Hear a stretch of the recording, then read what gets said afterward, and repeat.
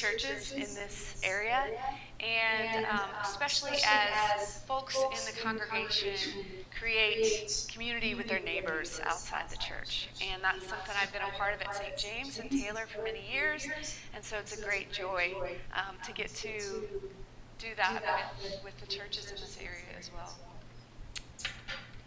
In December of 2022, my home church in Taylor, Texas, my hometown of Taylor, Texas, made national news. Our small town Christmas parade, which was run by the Taylor Area Ministerial Alliance, or TAMA, had refused to let our local pride organization participate on the grounds that they did not meet the biblical values of the parade. The city intervened with the solution that there would be two parades, TAMA's parade and the city's parade, one right after the other, with the pride float in the city's parade. Leading up to this, TAMA had spent several months organizing an aggressive campaign against our LGBTQ community, picketing the festival, events, movie nights for kids, and even board meetings with hateful signs and intimidation. They worked hard to spread hate on Facebook too, which resulted in denigrating comments and threats of physical violence, all in the name of God. Police protection became a necessary part of some Taylor Pride gatherings. Unfortunately, using God's law to threaten and harm those whom our society has already put in a vulnerable position is nothing new. And today's gospel text shows us how Jesus stood up to the religious leaders of his day and protected the women and children whose survival was at stake. In verse 4, the Pharisees reference a law of Moses that allows a man to write a certificate of dismissal and to divorce his wife. They're referencing a passage of Deuteronomy that was a highly debated text at that time, with one group of men saying they could divorce their wife for any reason at all, and another group of men saying they were allowed to divorce only in the case of adultery. Biblical scholar Matt Skinner explains that marriage in the ancient world was primarily a means of ensuring families' economic stability and social privileges. For a majority of women in that culture, survival depended upon being a member of a household. Survival, for these women and their children who had no status or power, depended upon being a member of a household. So you can imagine how the women and children whose very survival is at stake in this debate must feel.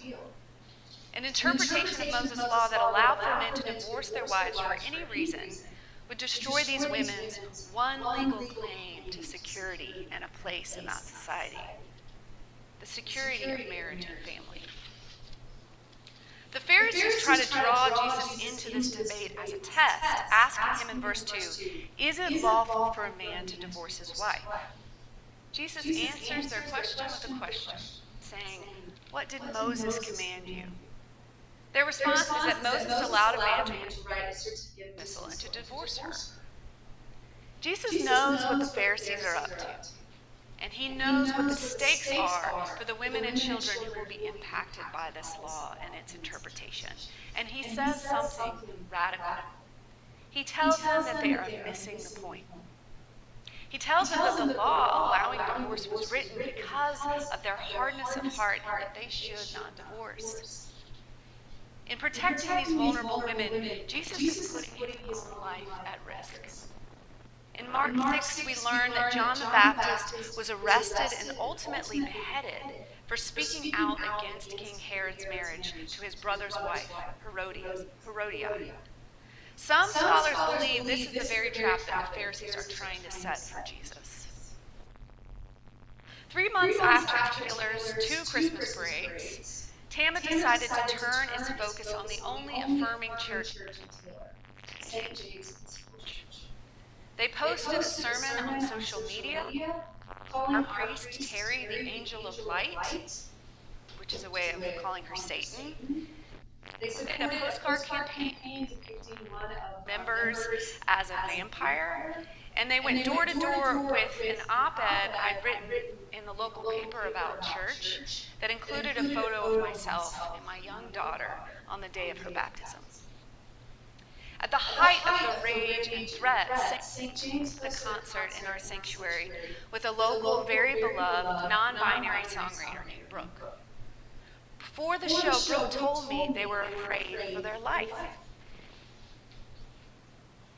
Afraid someone might show up at the concert, with a gun, but they were going to perform anyway. I will never forget the image of our priest Terry standing at the back of the sanctuary, seemingly there to greet everybody who came in the church, but remaining at the door standing the whole evening so that she would be the first thing a gunman would encounter if they did come in. Again and again, Jesus puts himself at great risk in order to welcome, dine with, heal, hold, bless, protect, and claim as his own those that society is eager to abandon.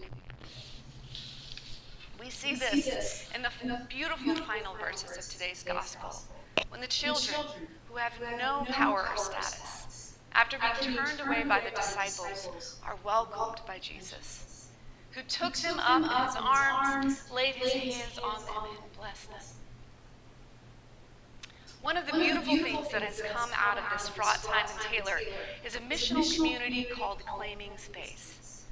Missional communities are spiritual and relational outposts for those that cannot or will not participate in a traditional expression of church. Missional communities affirm the sacred worth of every individual and create spaces where their dignity as beloved children of God is nurtured. Claiming Space is a collaboration between St. James and Taylor Pride, a monthly gathering that offers time for folks to use storytelling and creativity to process their religious trauma. Offering a sacred space, a haven for those who have been excluded and harmed, is built into the very DNA of this church. It is in the story of your name, your founding, your mission. It is in the fabric of your worship and your community, in your songs. And so in closing, I offer up a prayer that St. Cornelius founded to be a haven for all, blessed, encouraged, and sustained in its beautiful work of radical hospitality, as a place where the most vulnerable among us might find healing, restoration, and respite as beloved children of God.